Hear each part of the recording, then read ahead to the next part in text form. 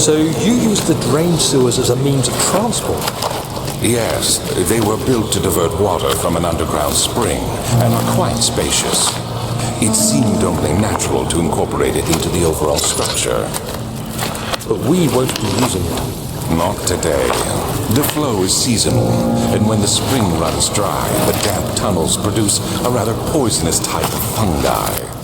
There is an antidote, of course, but we won't be bothering with it today. Come, this way instead. We're almost there.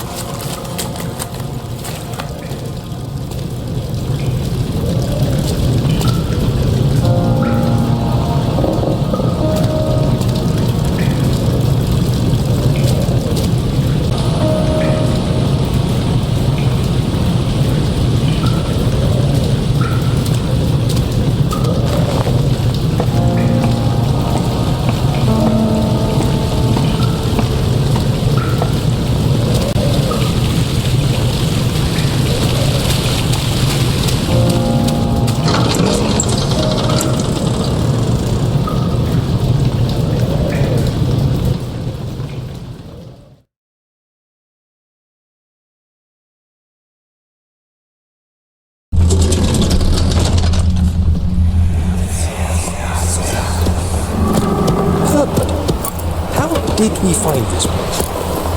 An old friend back in Algiers gave me a map. Why isn't he with us? Didn't he want to come? He wanted to, Daniel, but things don't always turn out the way we planned.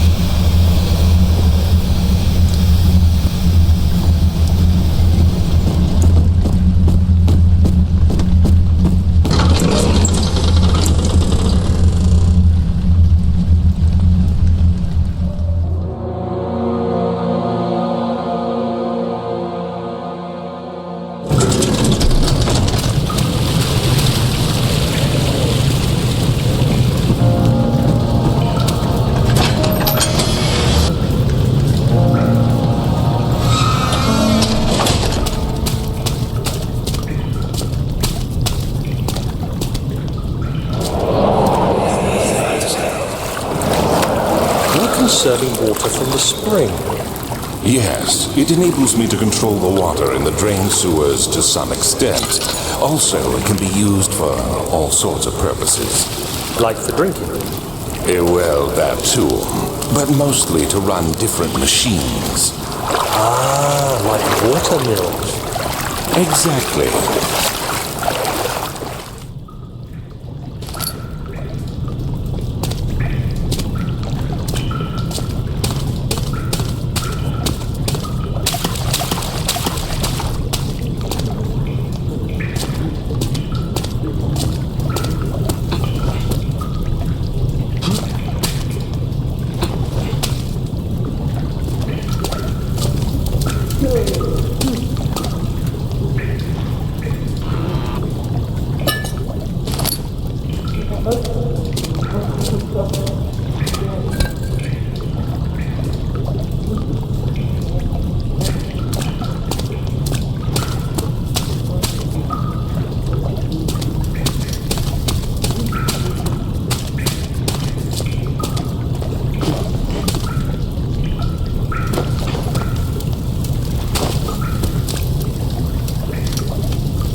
7th of August, 1839. There is no denying that Alexander puts a lot of faith into what I can only describe as magic. I'm not surprised. Even while traveling across Europe, I assumed I would have to embrace the supernatural to save my mind and life. As a novice, I do everything in my power to stay focused and not dwell too much on my own doubts. Alexander woke me up early and told me it was time we got started on our work. He was obviously excited to get going, and we headed downstairs to the old dungeon, where he preferred to attempt his rituals. It turns out that Alexander is a true Renaissance man, paralleled only by Da Vinci, I'm sure. He showed me several rooms fitted for specific research, such as anatomy studies, alchemy, and botany. The crown of Brennenburg must be the inner sanctum, a most hallowed ground where we shall attempt to permanently banish the orb's shadow.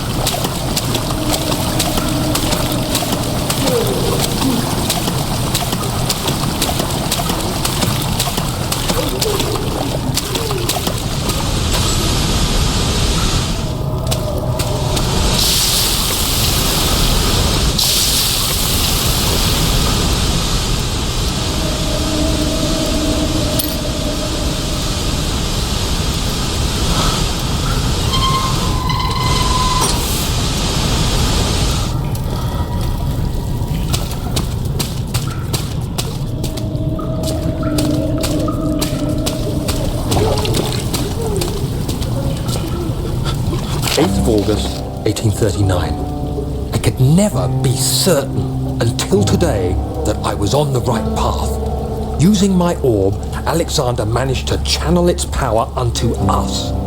The inner sanctum flared with blue, fiery light, and I could feel the same things I felt in the dark chamber in Algeria. It was like standing in a mad whirlpool of impressions. It was terrifying. But Alexander kept calm and wielded strange tools of science in order to tame the storm. Suddenly, the blue light was stained by strains of red, and the walls burst with pulsating tissue resonating with the scene. Alexander quickly covered the orb in some cloth, and the unspeakable thing vanished. Apparently, the orb's shadow is closer than Alexander thought. He said I should prepare for a warding ritual tomorrow. I'm not sure what he expects, but I have a bad feeling about this.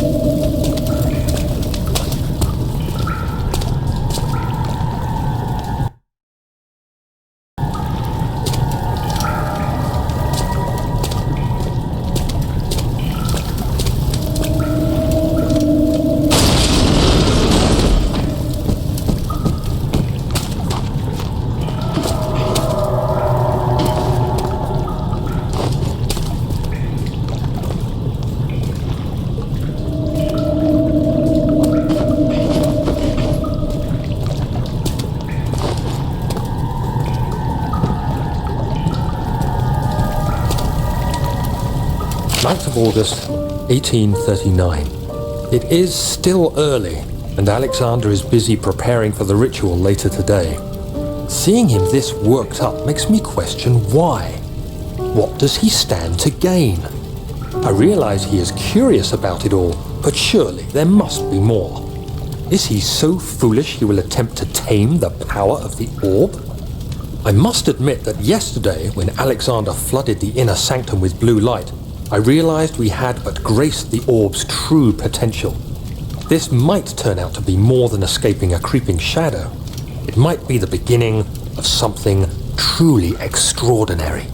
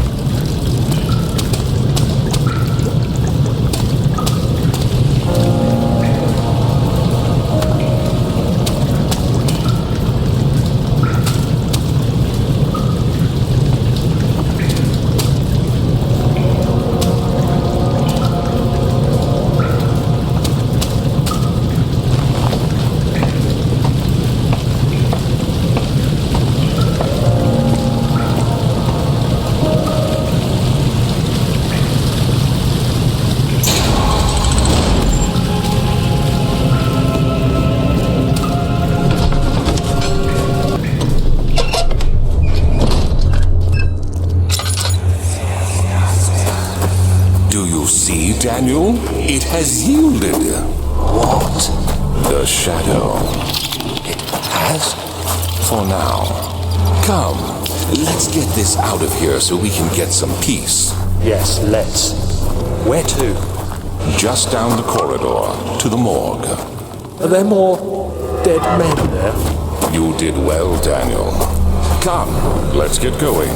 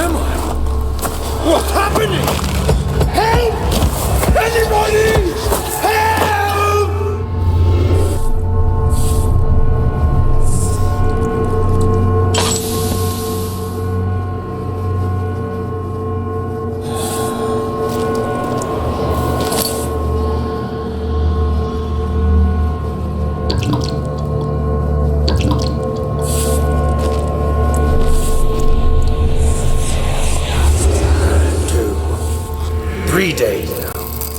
This is ridiculous. Why doesn't someone come to this room? Hey! Anybody! Am I all alone here? Help! Help! I'm so tired. If I sleep, will I wake from this nightmare?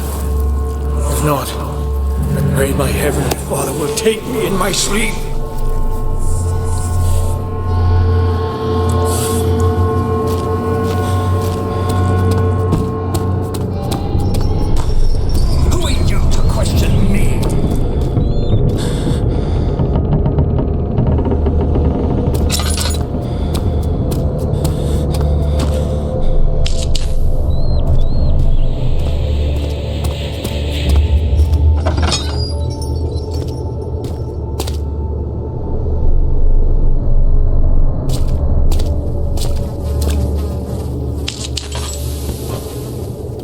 I hear you breathing, Daniel.